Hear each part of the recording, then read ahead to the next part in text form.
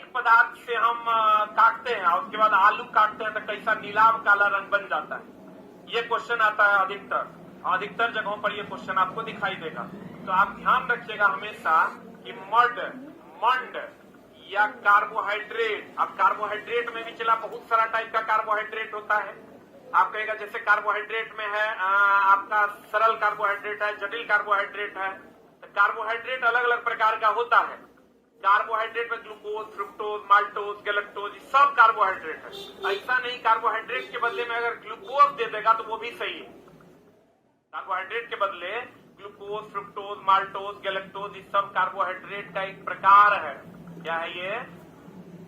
तो मड या कार्बोहाइड्रेट जैसे ही आयोडीन से अभिक्रिया करेगा ये रंग जो देगा नीला से काला। ये देखो ये डैश का मतलब माइनस नहीं है, से है, या यूं कहें कभी कभी वर्ड बदल देता है नीलाभ से काला।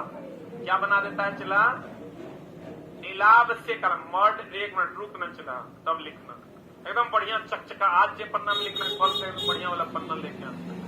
मड कार्बोहाइड्रेट आयोडीन, ठीक है, से अभिक्रिया करके नीलाभ से काला रंग देता है। और अगर आप कहोगे कॉपर, हम बार बार बच्चा को पढ़ाते हैं बाबू रे, कॉपर जो है ये अपना रंग बदल देता है।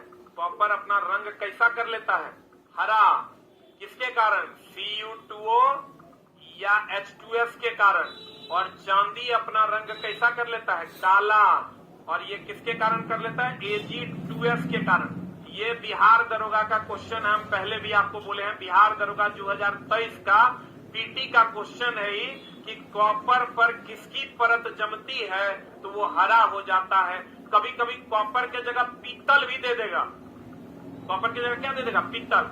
आपको पता है पीतल में मैक्सिमम परसेंटेज किसका होता है? कॉपर का होता है। तो अगर कॉपर दे के या नहीं दे के पीतल दे देगा तो भी आंसर क्या है? सही है। तो कॉपर या पीतल, कॉपर या क्यों कॉपर के बदले पीतल दे देगा? पीतल का बर्तन में हम लोग खाते हैं कि नहीं? अब पीतल भी कैसा हो जाता है? हरा हो जाता है। किसके कारण? Cu2 और H2S के कारण। और चांदी जो है काला हो जाता है किसके कारण? Ag2S। कभी कभी क्या करता है चला, कॉपर हरा हो जाता है और ऑप्शन में Cu2S दे देता है। तो लड़का को Ag2S याद रहता है, Cu2S मार देता है। लड़का तो रट के, अधिकतर लड़का रटता है कि चांदी के चम्मच में अंडा खाना वर्जित है, क्योंकि चांदी के चम्मच में अंडा में सल्फर होता है जो चांदी से विक्रिया करके Ag2S बना देता है, जिसके कारण वह काला हो जाता है। तो लड़का कहता है जब Ag2S से काला हो सकता है Cu2S से हरा हो जाएगा। बोलो ने। और यहीं पर बच्चा कर जाता है मिस, Cu2O से हरा होगा और H2S से भी हरा हो जाएगा। अब कभी कभी क्वेश्चन पूछता है कि अल्युमिनियम पर जो एनोडीकृत करते हैं, क्या ये भी एनसीईआरटी का सवाल है, जो एनोडीकृत करते हैं अल्युमिनियम को ये कैसा रंग होता है? अल्युमिनियम को जो एनोडीकृत करते हैं इस पर कौन सा परत चढ़ाते हैं? तो कहेंगे Al2O3 का, दैट इज अल्युमिनियम ऑक्साइड। इसका परत चढ़ाते हैं अल्युमिनियम ऑक्साइड का। अल्युमिनियम को जो एनोडीकृत करते हैं मेरी जाने मोहब्बत, तो किसका परत चढ़ाते हैं? Al2O3 का। तो देखो आई सब चला, एकदम समझ लो भयानक तरीके से पूछे जाने वाले प्रश्न है। इसके खानदान में इतना क्वेश्चन है, इसको जल्दी से लिख लो।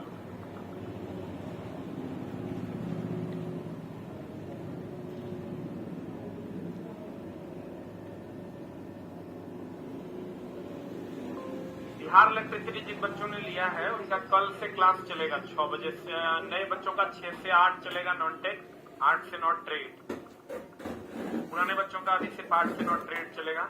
6 से 8 की जानकारी हम आपको अलग से देंगे। कल से ही स्टार्ट होना था लेकिन बिहार इलेक्ट्रिसिटी को एक दिन के लिए एक्सटेंड किया गया है। 12 तारीख से स्टार्ट होगा।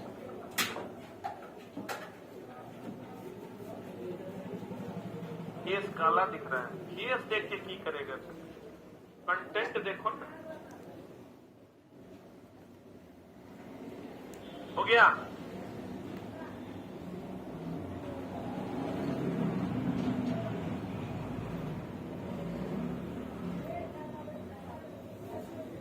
हो गया? जल्दी लिख। 1 नंबर करके 2 नंबर करके लिखते जाएगा। पीडीएफ टेलीग्राम पर भी डाल दिया गया है।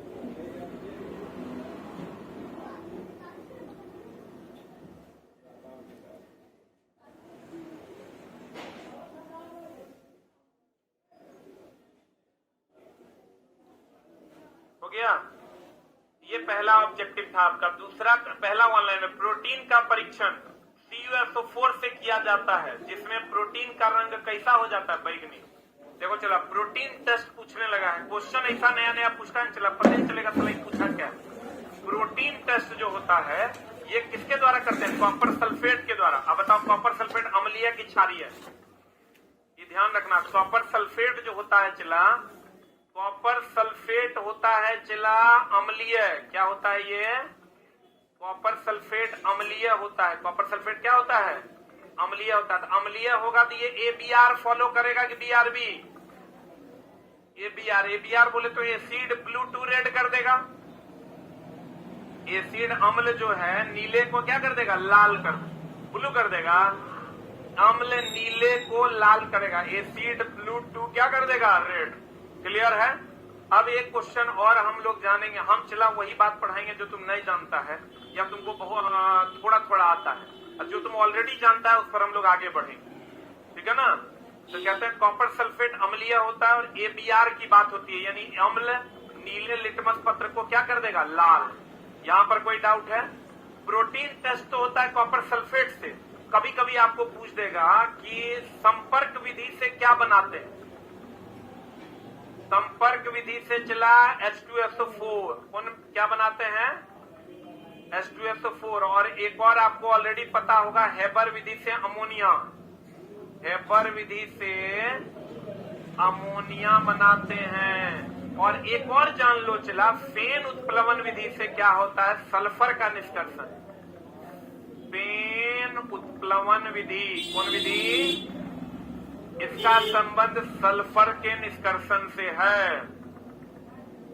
चला हम कोशिश करेंगे कि मेरे लाइफ का सबसे बेहतरीन कक्षा हम लें। वो तुम प्रश्न बनाओगे तो पता चलेगा।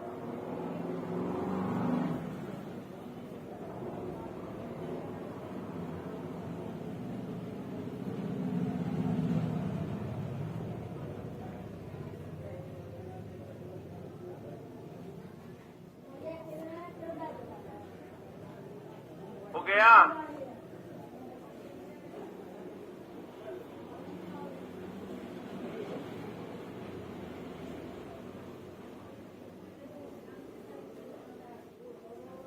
कॉपर सल्फेट अम्लीय होता है, संपर्क विधि से H2SO4, हेबर विधि से अमोनिया और फेन उत्प्लवन विधि से सल्फर। फेन उत्प्लवन विधि से सल्फर। फेन उत्प्लवन विधि से क्या? सल्फर। बढ़े आगे।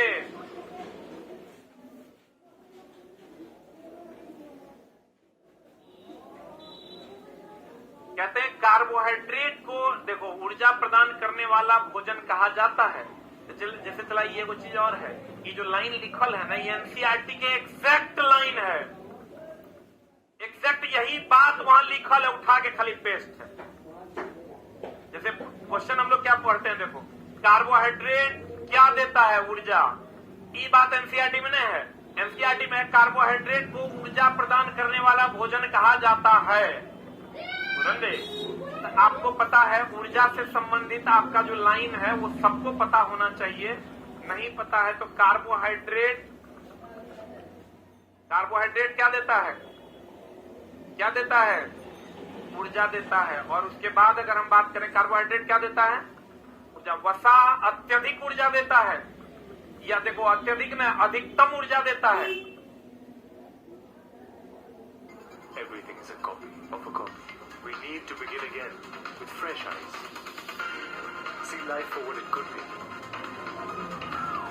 Greater tools and the power to do it all. Stand apart and be powerfully unique. PW Set is back. Physics वाला स्कॉलरशिप कम एडमिशन टेस्ट आ चुका है फॉर क्लास 8, 9, 10, 11, 12 या ड्रॉपर। आप किसी भी क्लास में हो, आप ये एग्जाम को दे सकते हो और अप टू 9। अधिकतम ऊर्जा कौन देता है? वसा। ऊर्जा खाली कौन देता है? कार्बोहाइड्रेट। ऊर्जा खाली कौन देता है? कार्बोहाइड्रेट। बीपीएससी के लिए साइंस पढ़ा दीजिए सर। अब 2 दिन में बीपीएससी का एग्जाम है रे, टीचर वाला।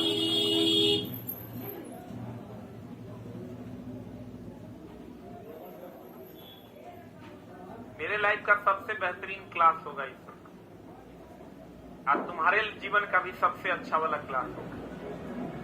कंटेंट जाएगा तुम्हारे अंदर ना, खून इतना तेजी से दौड़ेगा कंटेंट वाला। तो पढ़ोगे, क्वेश्चन बनाओगे, चला तो पता चलेगा, बोलने से तो होगा नहीं। बोले कि हो गया, अरे बोलो। अब देखो चला, यहाँ पर हम आते हैं थोड़ा सा, और क्या कहते हैं ध्यान दीजिएगा। विटामिन ए हम लोग 100 बार पढ़ते हैं, रतौंधी विटामिन ए, रतौंधी विटामिन ए, रतौंधी विटामिन ए। पढ़ता है कि नहीं? रतौंधी में रात में कम दिखाई देता है, रात का अंधापन भी इसको कहते हैं। लेकिन यहाँ चला विटामिन डी के बारे में आप जानते हैं, विटामिन डी कहाँ से मिलता है? सूर्य से। आप विटामिन सी के बारे में आप जानते हैं कि ये खट्टे पदार्थ से मिलता है, जानते हैं ना? वो यहाँ पर थोड़ा सा लाइन जो एनसीईआरटी में दिया है उसी टाइप से क्वेश्चन चला पूछता है कि विटामिन डी त्वचा के आंख के लिए तो जरूरी है, ये है विटामिन ए त्वचा के लिए भी जरूरी है, यानी त्वचा और आंख के लिए जरूरी है। और विटामिन डी की अगर हम बात करें तो विटामिन डी की कमी से कौन बीमारी होता है? रिकेट। रिकेट अस्थि से संबंधित है ना? और दांत भी एक प्रकार का अस्थि है, क्योंकि दांत और अस्थि अगर दोनों की बात करें मेरी जान, तो दोनों बना होता है कैल्शियम फॉस्फेट से। ये दांत ले लो और ये अस्थि ले लो, दोनों बना होता है कैल्शियम फॉस्फेट से बना होता है। रुक जा। हम लोग कहते हैं विटामिन डी रिकेट्स है। रिकेट्स एक प्रकार का सूखा रोग, हड्डियों का बीमारी है। तो हड्डी का बीमारी तो हम लोग जानते हैं हड्डी का बीमारी है, बुलंदे। अब दे देगा दांत का तो फिर गड़बड़ा जाइएगा, लेकिन दांत भी एक प्रकार का क्या है? हड्डी है। तो कहते हैं विटामिन डी अस्थि और दांत के लिए प्रयोग किया जाता है। अगर इसकी कमी होगी तो दो चीजें आपका गलत हो जाएगा, दो चीजों में गड़बड़ी आ जाएगी, एगो अस्थि एगो दांत। और क्योंकि दोनों बना होता है किसका? कैल्शियम फॉस्फेट का। अधिक मात्रा में कैल्शियम और कम मात्रा में फॉस्फोरस। विटामिन सी रोग घाव के प्रति सुरक्षा। देखो विटामिन सी में दो बातें हैं। विटामिन सी हम लोग क्या पढ़ते हैं? रोगों के प्रति सुरक्षा, इसलिए कि कोरोना के टाइम में देखना विटामिन सी की गोली मिलती थी, क्योंकि अगर आप विटामिन सी का श्रवण करते हैं, विटामिन सी आप पीते हैं या खाते हैं टेबलेट के रूप में, तो रोग प्रतिरोधक क्षमता आपका बढ़ जाएगा, बोलेंगे। और रोग प्रतिरोधक क्षमता बढ़ जाएगा मेरी जान। लेकिन घावों को भी ठीक करने के लिए कौन चाहिए? Vitamin C. तो कहता है घाव के प्रति सुरक्षा भी कौन देता है? Vitamin C. अब मेरे दोस्त आप जानते थे विटामिन ए आंख के लिए, रतौंधी। अब जानिए आप किसके लिए? त्वचा के लिए। विटामिन डी अस्थि के लिए जानते थे, अब आप जानिए दांत के लिए। और विटामिन सी रोग के लिए आप जानते थे, रोगों के प्रति सुरक्षा के लिए। अब आप ये भी जानते होंगे ऑलरेडी, घाव के प्रति सुरक्षा के लिए। बोलवे नहीं करेगा तो हड्डी दे देगा, नहीं देगा तो दांत आंसर होगा। आंख नहीं देगा तो त्वचा आंसर होगा।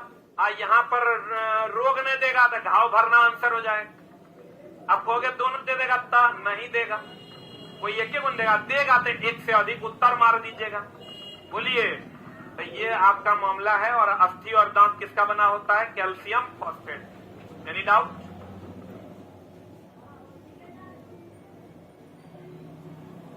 आगे बढ़े। आई सब तो नाम तो जानता होगा ना, विटामिन ए, रेटिनॉल।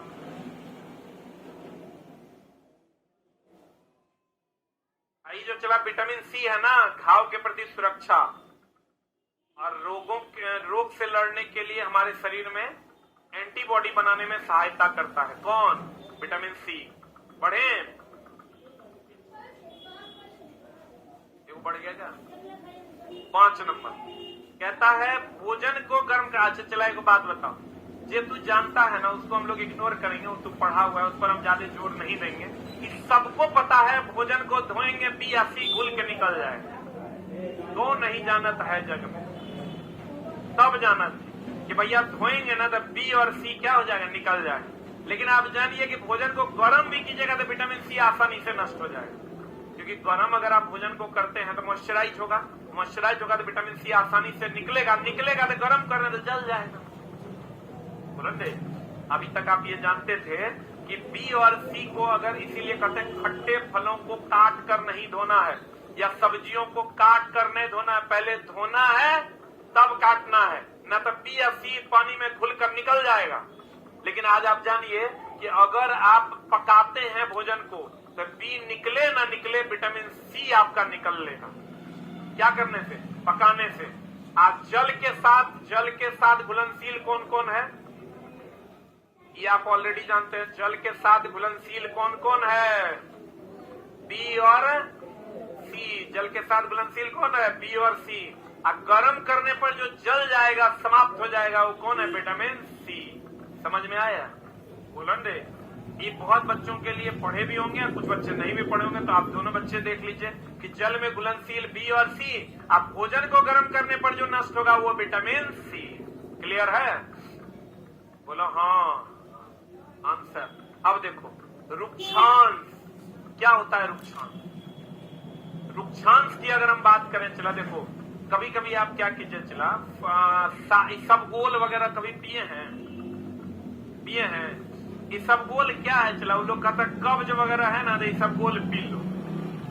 अब पेट गर्म हो गया, इसबगोल पी लो। इसबगोल एक प्रकार का फाइबर है। क्या है वो? अगर आप फाइबरिक फूड खाते हैं तो आपका पाचन थोड़ा सा लेट से होगा, लेकिन बहुत सारी चीजों को ठीक कर देगा वो। तो रुक्षांश हिंदी वर्ड है, इसका इंग्लिश वर्ड होता है चला फाइबर। क्या होता है? कहता फाइबर का एक मुख्य स्रोत। एक मिनट होल्ड ऑन। हम लोग अभी तक क्या जानते हैं कि फाइबर जो होता है वो हरे पेड़ पौधों में पाया जाता है। जैसे आप साग समझ रहे हैं, ये सब खाइएगा तो उसमें फाइबरिक फूड है वो। जैसे आप ये खाइए, क्या बोलते हैं उसको अभी जो मिलता है यार रोड पे, अरे संतरा में भी फाइबर पाया जाता है। लेकिन आप ये जानिए चला इसका मुख्य स्रोत साबुत अनाज है। साबुत अनाज समझते हैं? दाल है, आलू है और ताजा फल है। लेकिन आप कहते हैं, हम लोग क्या कहते हैं, दाल में प्रोटीन सबसे अधिक मात्रा में पाया जाता है। एक मिनट। लेकिन अगर हम फाइबर की बात करें तो फाइबर दाल में भी है। वो अलग बात है कि इसमें सबसे अधिक क्या है? प्रोटीन है। अगर हम साबुत अनाज कहें, साबुत अनाज जैसे चावल खाते हैं या अन्य चीजें, मकई खाते हैं आप, ये सब में भी फाइबर है। आलू में भी है और ताजा फल में भी पाया जाता है। सबसे अधिक अगर कहेगा कहाँ पाया जाता है तो ताजा फल में फाइबर पाया जाता है। सबसे अधिक अगर कह देगा, सबसे अधिक कह देगा तो लिख लो कहां पर? फल में। सबसे अधिक कहां पाया जाता है? फल में। अब चला इससे भी ज्यादा फाइबर पाया जाता है शैवाल में। लेकिन क्या हम लोग शैवाल खाते हैं? हम लोग शैवाल नहीं खाते हैं।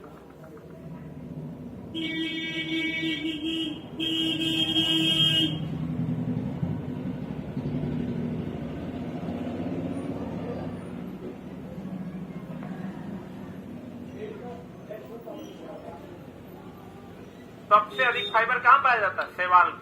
सेलुलोज भी चला सबसे अधिक कहां पाया जाता है? शैवाल में। बोलन रे। सेलुलोज सबसे अधिक कहां पाया जाता है? शैवाल में।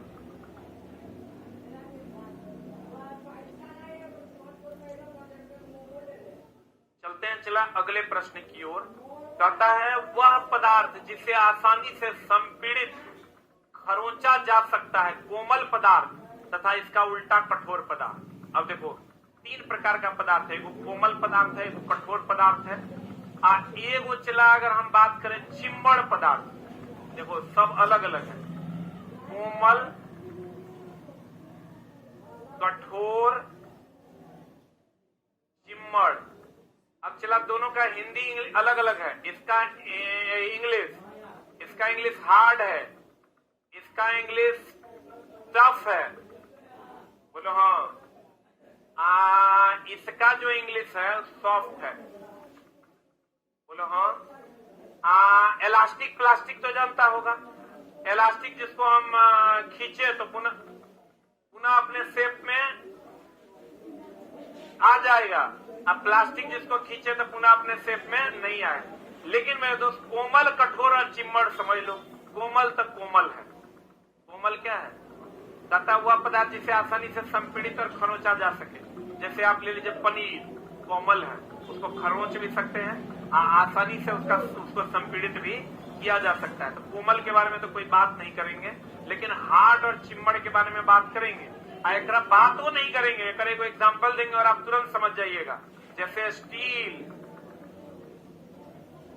ये हार्ड है। स्टील क्या है मेरी जान? स्टील जो है ये आपका हार्ड है। स्टील क्या है? हार्ड है। और प्लास्टिक का कुर्सी जो है, प्लास्टिक का जो कुर्सी है ये चिम्मड़ है। आप कहेगा समझे नहीं गुरुजी, आप बढ़िया से समझ लीजिए। जिसको चाकू से या नाखून से काटा ना जा सके, चाकू से मान लो ना, जिसको चाकू से काटा और खुरचा ना जा सके कठोर, आज जिसको चाकू से काटा या खुरचा जा सके चिम्मड़। बताओ आप प्लास्टिक का कुर्सी को चाकू से काट सकते हैं, नाखून से खुरच सकते हैं, तो ये हो गया चिम्मड़। आज जरा काट खुरच नहीं सकते हो क्या है? कठोर। स्टील कठोर है कि चिम्मड़? आप प्लास्टिक की कुर्सी कठोर है कि चिम्मड़? क्या है? रबर कठोर है कि चिम्मड़? चिम्मड़ न है, बोलवे नहीं करे तो लिख लो जल्दी से।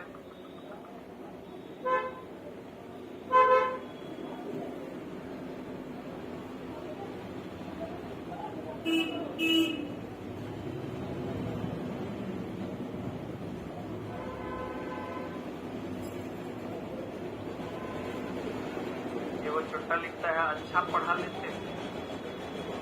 बताओ इतना बदतमीज बच्चा सब क्या चला। अब हम लोग आते हैं कांच, जल, वायु, कुछ प्लास्टिक पारदर्शी पदार्थ है। ध्यान से समझना, यहां लगल है कुछ प्लास्टिक। यही कथन निष्कर्ष वाला क्वेश्चन दे देगा, फिर तुम्हारा हालत हो जाएगा खराब। सब प्लास्टिक पारदर्शी नहीं है। जैसे तुम कुर्सी ले लो तो भी तो प्लास्टिक है, लेकिन सभी प्लास्टिक पारदर्शी नहीं है। तो फिर वही देगा सभी अयस्क खनिज हैं, लेकिन सभी खनिज अयस्क नहीं है।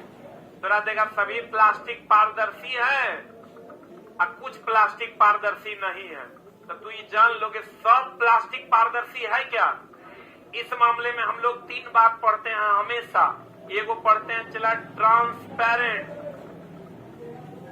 पढ़े ना? एगो पढ़ते हैं ट्रांसपेरेंट, एगो पढ़ते हैं चला ट्रांसलूसेंट, और एगो पढ़ते हैं हम लोग ओपैक। बोलो हाँ। ट्रांसपेरेंट कहते हैं आर पार दिखेगा, आर पार दिखेगा। इसको क्या कहते हैं? ट्रांसपेरेंट। ऐसे भी नहीं हम लोग कहते हैं बड़ा ट्रांसपेरेंट है, मतलब आर पार क्या हो रहा है? दिख रहा। ट्रांसलूसेंट का मतलब पारदर्शी के अपारदर्शी। हाँ, इसको कहते हैं अर्ध पारदर्शी। क्या कहते हैं इसको? देखो चला एक एग्जाम्पल पूछता है। एगो थीन पेपर जान रहे हो, आप सूती कपड़ा देख रहे हो, ये क्या है? अर्ध पारदर्शी। एगो होता है चला ओपैक। क्या होता है? ओपैक। तीसरा होता है ओपैक। ओपैक बोले तो अपारदर्शी। अपारदर्शी। अपारदर्शी में बताओ स्टील क्या है? अपारदर्शी है। लोहा क्या है? अल्युमिनियम क्या है? रुक रुक रुक, आइए 1 मिनट होल्ड डाउन। कहते हैं ट्रांसपेरेंट। फेरेंट लिखा गया है। ट्रांसपेरेंट। ट्रांसपेरेंट बढ़िया समझना चला। ट्रांसपेरेंट। ट्रांसपेरेंट। अब देखो इसको याद ऐसे रखना चला, ये गड़बड़ा जाता है बच्चा। ट्रांसपेरेंट का मतलब है कि ऐसे भी हम लोग कहते हैं ना बड़ी ट्रांसपेरेंट, मतलब आर पार दिख रहा है। बोलो हाँ। एकरा में कोई झोल है? अब ये दोनों तुम्हारे एग्जाम हॉल में उल्टा पलटी हो जाएगा, ओपैक और ट्रांसलूसेंट। एगो बात बताओ, हम लोग कहते हैं ट्रांसजेंडर। ट्रांसपेरेंट याद है ना? अब ट्रांसलूसेंट और ओपैक में गड़बड़ी होगा। ट्रांसजेंडर। ट्रांसजेंडर मतलब बीच वाला, किन्नर बोलते हैं ना। तो ट्रांसजेंडर मतलब बीच। एगो पारदर्शी जो आर पार दिखेगा, एगो अपारदर्शी जो आर पार नहीं दिखेगा। बोलो ना रे। अब तुम इसको ऐसे भी याद कर सकता है चला कि अपारदर्शी ओपैक, अपारदर्शी ओपैक। और ट्रांस से मतलब बीच वाला, आधा मेल और आधा फीमेल, मतलब आधा मेल आधा फीमेल, आधा आधा होगा तो अर्ध पारदर्शी होगा। बोलवे नहीं करेगा। ट्रांसपेरेंट ट्रांसपेरेंट आर पार, a translucent अर्ध आर पार, आधा पार आधा नहीं पार, और ओपैक बोले तो ओपैक अपारदर्शी, ओपैक अपारदर्शी, ओपैक अपारदर्शी। लिख लिया? एक मिनट, अगर तुमको पूछेगा थीन पेपर, क्या पूछेगा? थीन पेपर पूछ देगा, आर पार थोड़ा बहुत दिखता है कि नहीं? सूती कपड़ा अर्ध है कि अपारदर्शी? जल्दी से लिख लो।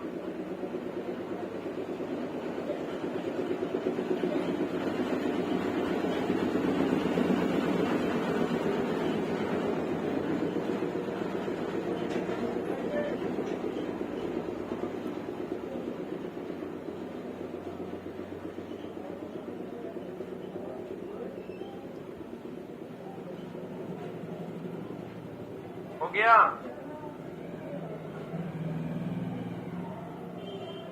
अरे लिख लिए? नंबर दे दे के लिख रहा है चला, व्हाइट पेज में लिखो एकदम चक। आगे बढ़े। अगला बात ये देखो, कपास देख लो चला, यही कपास है।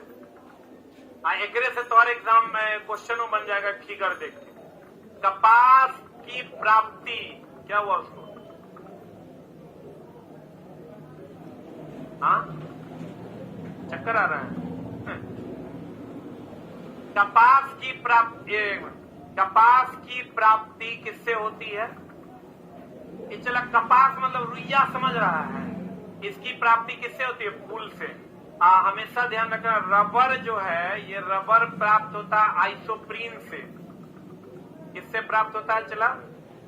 रबर आइसोप्रीन नामक बहुलक से प्राप्त होता है। और चला, रेशा दो प्रकार का होता है, ये ध्यान रखना। एक होता है प्राकृतिक रेशा, इस पर भी बहुत सारे प्रश्न पूछे जाते हैं। एक होता है चला प्राकृतिक रेशा, और एक होता है कृत्रिम रेशा। प्राकृतिक रेशा की अगर हम बात करें तो इसमें क्या क्या आ जाएगा तुम्हारा? देखो, रबर अगर खाली रबर है तो प्राकृतिक है, और संश्लिष्ट रबर है तो कृत्रिम है। इसका मतलब उसमें सल्फर मिला दिया गया है। बोलो हाँ। रबर आ गया, कपास आ गया, बोलो दे, और कौन आ गया? जूट। जूट जानते हो? और कौन आ गया? पटसन। जूट पटसन एक ही है चला, जूट लिख लो। उसके बाद और बोलो, रेशम। रेशम जो है ये सब क्या है? प्राकृतिक। कृत्रिम में आ जाओ, पहला कृत्रिम रेशा जो है नायलॉन है। उसके बाद कौन है? पॉलिस्टर है। कौन है चला?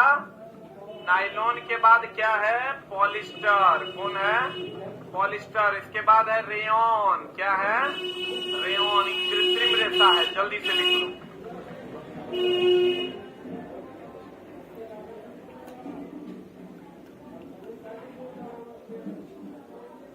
जल्दी।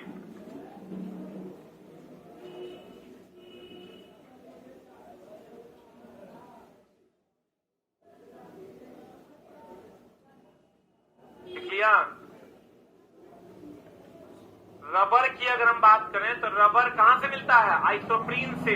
और कपास कहां से मिलता है? रुई से। कपास की प्राप्ति पौधों के फूल से होती है। कपास की प्राप्ति कहां से होती है? कपास की प्राप्ति फूल से होती है। Rubber isoprene. रबर कहां से मिलता है? आइसोप्रीन। और रबर के बारे में कभी कभी पूछता है किससे मिलता है? लेटेक्स से। कहां से मिलता है चला? ये हेविया ब्राजिलियंसिस एक पेड़ है जो अमेजन के जंगलों में पाया जाता है, उसके लेटेक्स यानी दूध से मिलता है हमको रबर। क्या नाम है उस पेड़ का? जो रबर है ये मिलता है हेविया ब्राजिलियंसिस। हेविया ब्राजिलियंसिस। हेविया ब्राजिलियंसिस के पेड़ से मिलता है। क्या? पेड़ के लेटेक्स से। पेड़ के लेटेक्स यानी दूध से। पेड़ के लेटेक्स यानी किससे? दूध से मिलता है। क्या क्या मिलता है दोस्त? रबर। हेविया ब्राजिलियंसिस के पेड़ के दूध यानी लेटेक्स से प्राप्त होता है। हिबिया ने चला, हेविया ब्राजिलियंसिस। और ये पेड़ कहां पाया जाता है? अमेजन के जंगलों में पाया जाता है। ये वो लिखता है, मेरा तारीफ करो न तो लाइव बंद कर देंगे। लिखता है सर आप पढ़ाते हैं दिल गार्डन गार्डन हो जाता है। चला मेरा तारीफ नहीं करेगा तो फिर हम एकदम लाइव भी बंद कर देंगे, पैसा लेके पढ़ाएंगे। छोटा सा अटपट लिखेगा। अभी देखो वो लिख रहा है, गुड़िया तुम रोज काहे नहीं आती है पढ़ने। अब मान लो कि गुड़िया आ भी जाएगी पढ़ने तो उससे तुम उसका कमेंट्स ही तो देख पाओगे। आप देखो ये हो गया। अरे हुआ, इधर आ जाओ, इधर इधर इसको मिटाएं। कौन सा पेड़ से? हैबिया ब्राजीलियंसिस के लेटेक्स से। किससे? लेटेक्स से।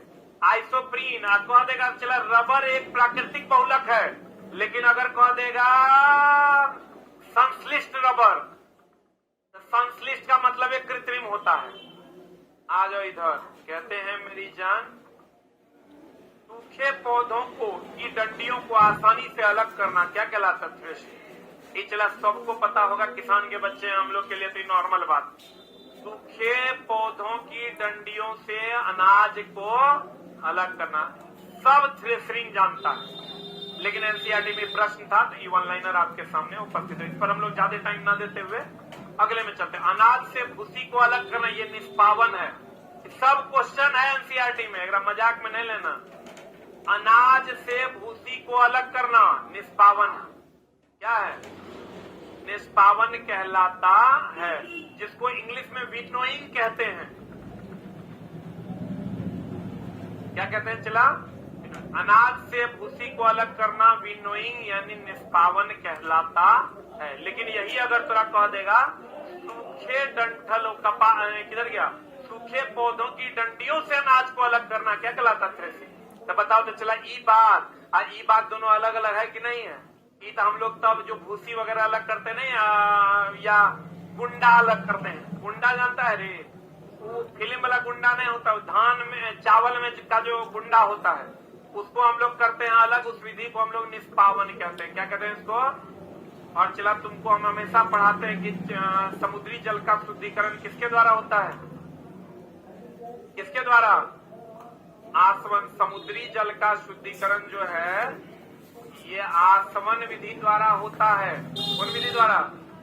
और पेट्रोलियम का शुद्धिकरण जो है, पेट्रोलियम का शुद्धिकरण ये होता है प्रभाजी आसवन विधि द्वारा। और अगर कह देगा स्विमिंग पूल का पानी किससे साफ होता है? स्विमिंग पूल का पानी किससे साफ होता है? क्लोरीन से। किससे? आयोडीन से भी। और अगर तुमको कह देगा पीने वाला पानी हम लोग जो साफ करते हैं फिल्टर में, वो किससे साफ होता है? पराबैंगनी किरण से। इसीलिए देखना केंट का प्यूरिफायर आप खरीद के लाओगे, उस पर लिखल रहता है यूवी प्लस। क्या लिखल रहता है? UV plus. आज तरीके लाइट कैसे कट गया कैसे?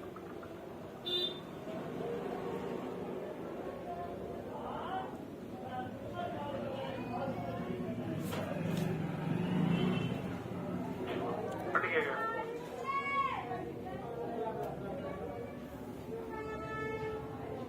अरे ऊपर आओ, लाइट कट गया।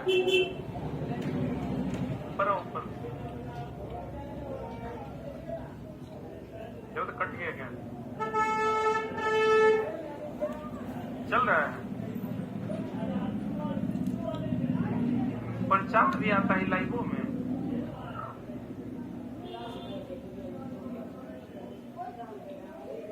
नीतीश कुमार लो तो नाम ले लीजिए। देखो तुम लोग में चल रहा है।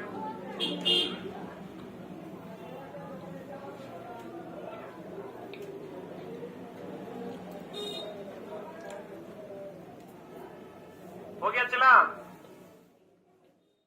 देखो नेट वेट जाएगा तो उड़ा जाएगा। समुद्री जल जो है ये आसवन विधि द्वारा, पेट्रोलियम का शुद्धिकरण प्रभाजी आसवन, स्विमिंग पूल का पानी Cl2 या आयोडीन और की गोली डाल देते हैं। बाढ़ का पानी भी चला, ये लिख लो बाढ़ का पानी, बाढ़ का किसके द्वारा? क्लोरीन। पीले वाला पानी, इसीलिए देखना केंट के प्यूरिफायर पे लिखा रहता है UV plus, 1 plus, UV plus. पीने वाला पानी पराबैंगनी किरण से साफ होता है।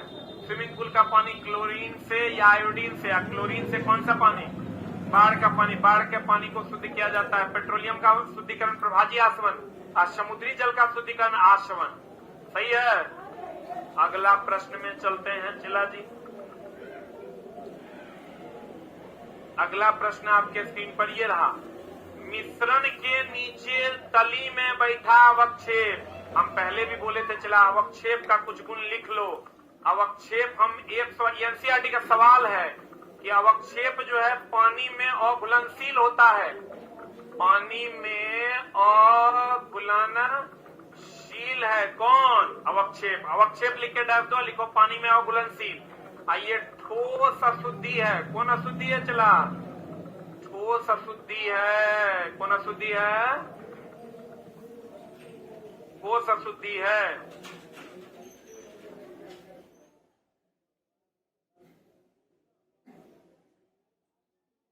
ठीक है, कौन अशुद्धि है? ठोस अशुद्धि है। कहता मिश्रण के नीचे तली में बैठे अवक्षेप को अवसादन तथा ऊपरी भाग को अलग करना क्या कहलाता है? निस्तारण।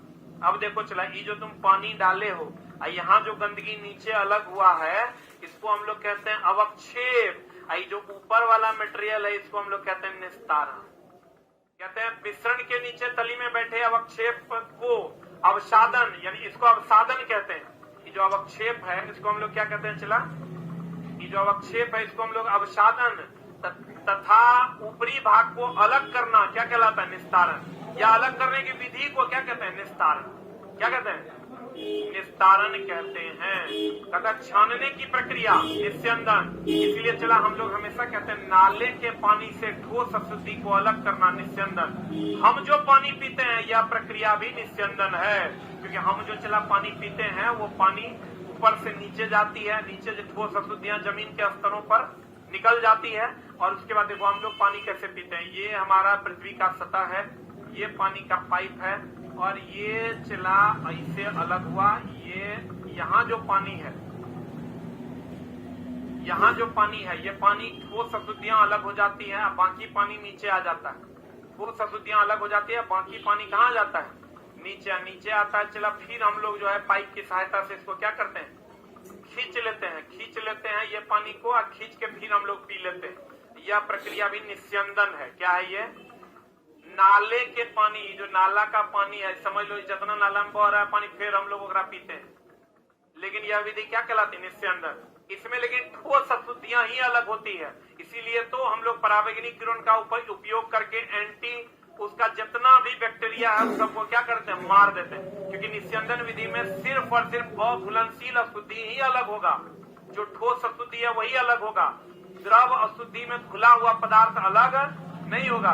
और नाले के पानी का शुद्धिकरण हम लोग निस्यंदन विधि द्वारा करते हैं। और हम लोग जो पानी पीते हैं भूजल, वह भी निस्यंदन विधि द्वारा ही शुद्ध होकर पिया जाता। क्लियर है? बोलेंगे निस्यंदन में लिखना, निस्यंदन लिख के डाल देना, और लिखना नाले के पानी का शुद्धिकरण। नाले के पानी का शुद्धिकरण। नाले के पानी का शुद्धिकरण निस्यंदन विधि द्वारा होता है। नेक्स्ट, हम लोग जो पानी पीते हैं, हम लोग जो भूजल पीते हैं, हम लोग जो भूजल पीते हैं वह भी निस्यंदन विधि द्वारा शुद्ध किया जाता है। हम लोग जो भूजल पीते हैं कौन विधि द्वारा चला? निस्यंदन विधि द्वारा क्या किया जाता है? शुद्ध किया जाता है। या हम लोग ऐसे कह सकते हैं, निस्यंदन बोले तो नाला का पानी, हम तो ऐसे ही याद रखे चला, निस्यंदन बोले तो नाला का पानी, या निस्यंदन बोले तो भूजल का शुद्धिकरण, भूजल जो हम लोग डायरेक्ट पीते हैं वो। और निस्यंदन में ठोस अशुद्धि अलग होता है, ये बात भी लिख लो। निस्यंदन में कौन अशुद्धि अलग होता है? ठोस अशुद्धि अलग होता है। निस्यंदन की अगर हम बात करें चला, इसमें ठोस अशुद्धि जो है वो अलग हो जाता है। निस्यंदन में ठोस अशुद्धि अलग होता, निस्यंदन में ठोस अशुद्धि अलग होता। निस्यंदन में कौन अशुद्धि अलग होता है? ठोस अशुद्धि अलग होता है।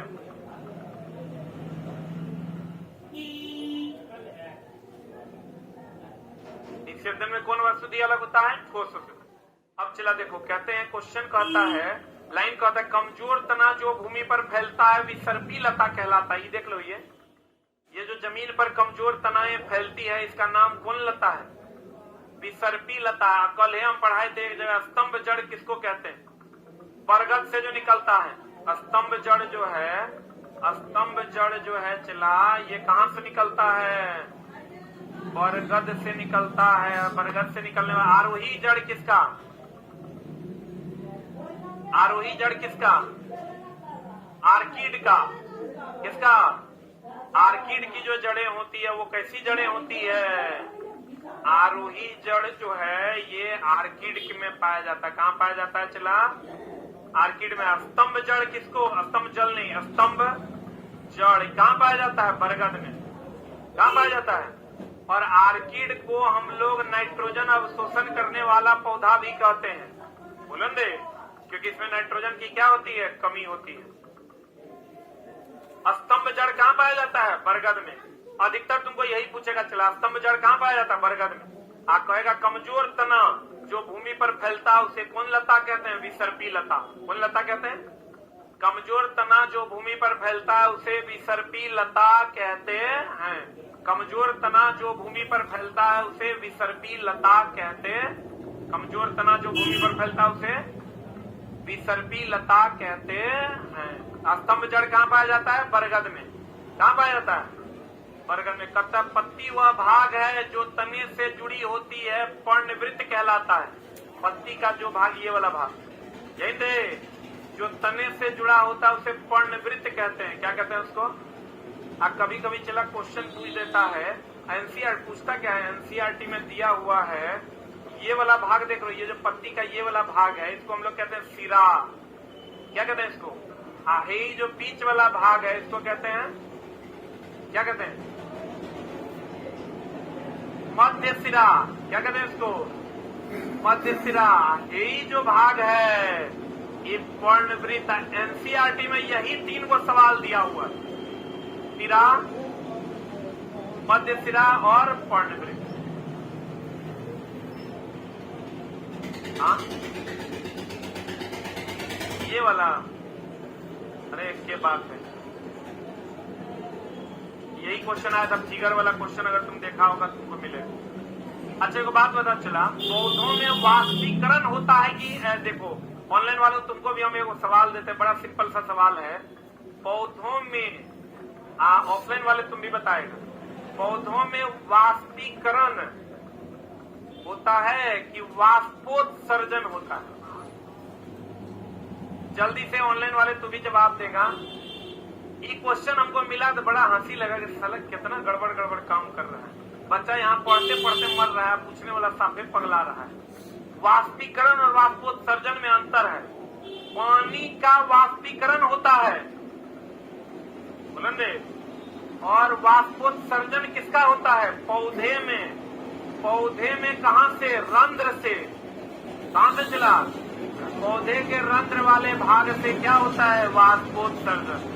पौधे के रंध्र वाले भाग से क्या होता है? वाष्पोत्सर्जन होता है। वाष्पीकरण कहाँ? पानी का। वाष्पीकरण कहाँ? लेकिन एक बात ध्यान रखना, अगर रंध्र से कह देगा वाष्पोत्सर्जन नहीं है तो वाष्पीकरण उत्तर होगा, इसका ध्यान रखना। अगर वाष्पोत्सर्जन नहीं देगा तो वाष्पीकरण सेकंड आंसर होगा। रंध्र क्या होता है? पत्तियों में जो छोटा छोटा छिद्र होता है, बोलवे नहीं करेगा, एगो चीज चला क्वेश्चन पूछा था कि पौधों की पत्तियों में पाया जाने वाला पदार्थ क्या है, रंध्र है कि क्लोरोफिल है। कितना सुंदर क्वेश्चन था। पौधों की पत्ती लिख लिया, अरे लिखा, देखो ये चला ध्यान रखना, रंध्र जो है वो छिद्र है, छिद्र है और छिद्र और पदार्थ में अंतर नहीं है। कहीं पर चला छेद है, ईटा में अंतर नहीं है, छेद पदार्थ नहीं है। छेद पदार्थ है क्या?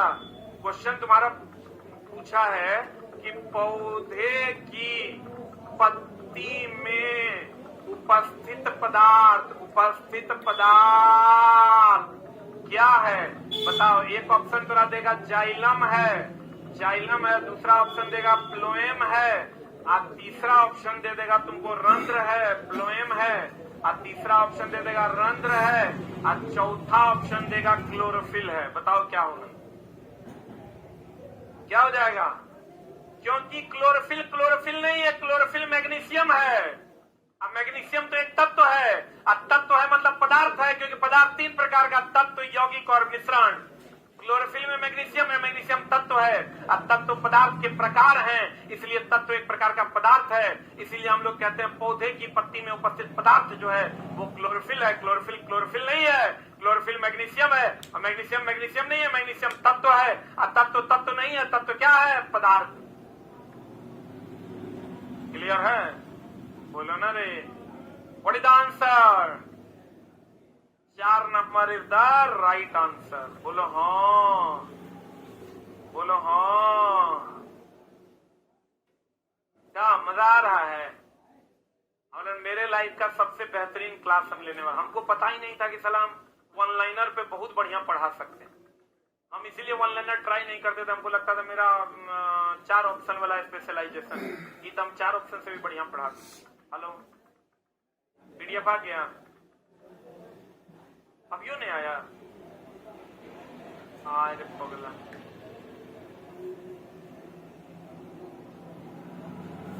बाप रे, चला रही 3 बजे से बोल रहा है 5 मिनट। अब तुरा लगेगा गुरुजी आपके झूठ बोल रहे हैं। हेलो हेलो सागर जी, क्या हुआ? सागर जी पक्का आ रहे हैं कि झूठ बोल रहे हैं? कितना देर में आ जाइए?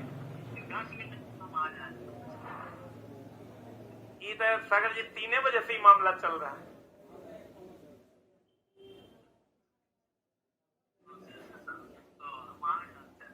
ये तो 2 बजे से हो रहा है 10 मिनट। अब यूं तो आप हमको हम 6 बजे कॉल करके बोले चल दिए हैं।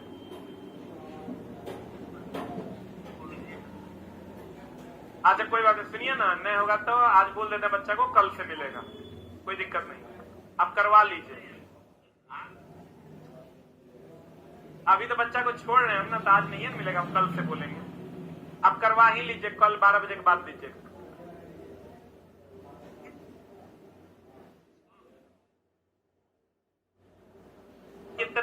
कितना ला रहे हैं?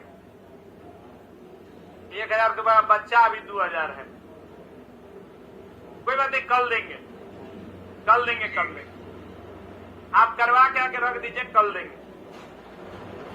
सुन लिया? चला, हम झूठ नहीं बोलते। हम ये पीडीएफ लाने के लिए उनको छुट्टी भी दे दी है ड्यूटी से।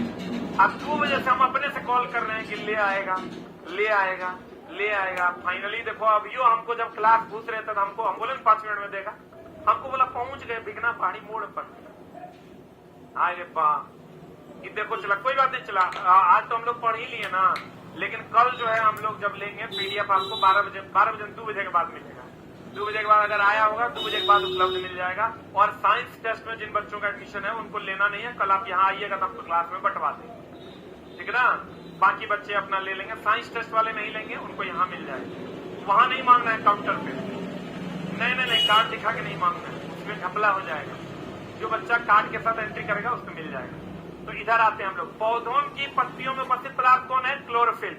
अब चला कहता देखो है, ये देखो आया।